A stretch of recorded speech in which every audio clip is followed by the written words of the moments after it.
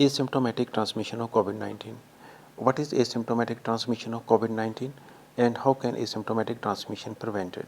So first of all, we see what is asymptomatic transmission.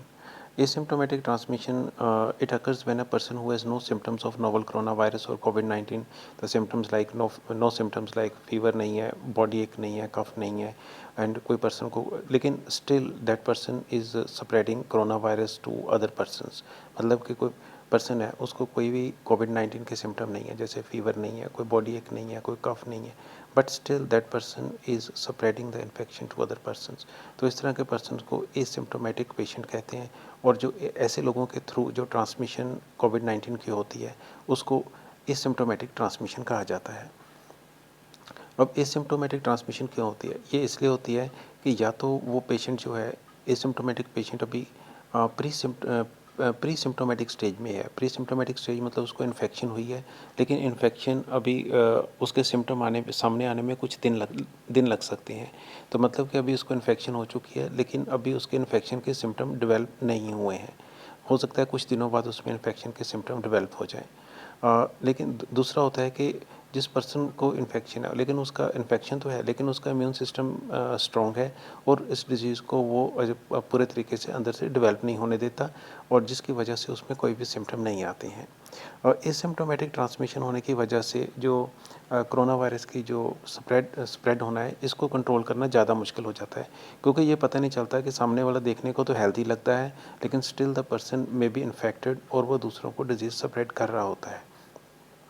अब ये मामला asymptomatic transmission का कितना सीरियस है, अगर परसेंटेज वाइज देखा जाए तो चाइना में एक स्टडी हुई थी। चाइना में स्टडी पता लगा कि वहाँ पर जो 44% केसेस थे, जब उनका सोर्स ऑफ इन्फेक्शन जब ट्रेस किया गया तो पता चला कि वो उनको जो इन्फेक्शन हुई थी वो एसिम्प्टोमेटिक पेशेंट से हुई थी। मतलब ऐसे लोग थे जिनको इन्फेक्शन तो थी, लेकिन उनको कोई भी सिम्टम नहीं थे।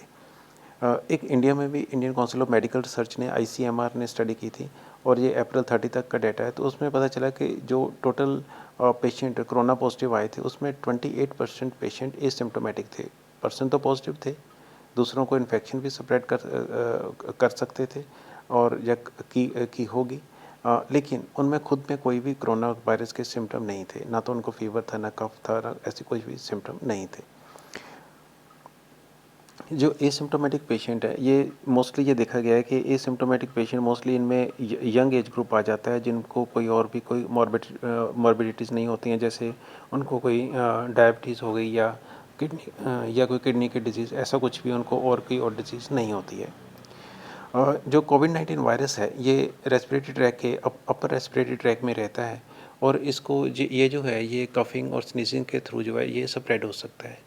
और ये इवन कोई सिंगिंग के थ्रू या कोई शाउट करता है तो उसमें भी जो ड्रॉपलेट्स के थ्रू या रेस्पिरेटरी ड्रॉपलेट्स के थ्रू जो है ये स्प्रेड हो सकता है। तो बेसिकली कोई भी सिचुएशन जिसमें हम forcibly under pressure air expel करते हैं अपने रेस्पिरेटरी सिस्टम से, तो उसके थ्रू जो है ना जो जो रेस्पिरेटरी ड्रॉपलेट्स के थ्रू जो इन्फेक्शन है वो स्प्रेड हो सकती है। तो अब ये है कि एसिम्प्टोमेटिक ट्रांसमिशन जो है कोविड-19 की, इसको प्रिवेंट कैसे किया जा सकता है। इसके लिए सारी जनरल प्रिकॉशंस जो कोविड-19 के स्प्रेड को रोकने के लिए होती हैं वही सारी लेनी होती हैं। जैसे एक तो होता है कि सबका मास्क पहनना ज़रूरी होना चाहिए, चाहे किसी को सिम्टम है चाहे नहीं है।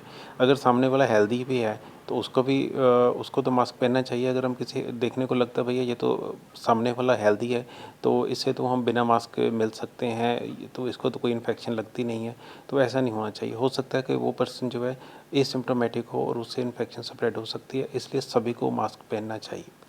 दूसरा है कि अपना फिजिकल डिस्टेंसिंग है, जिसको सोशल डिस्टेंसिंग है, कम से कम एक दूसरे से 1 मीटर का डिस्टेंस बनाए रखना चाहिए।